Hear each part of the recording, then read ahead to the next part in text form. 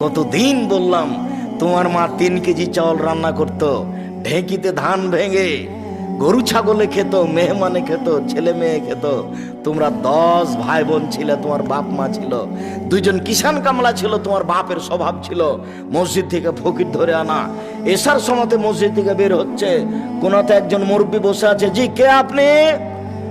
আমি মুসাফির। বাড়ি কোথায়? ফরিদপুর ভাঙা।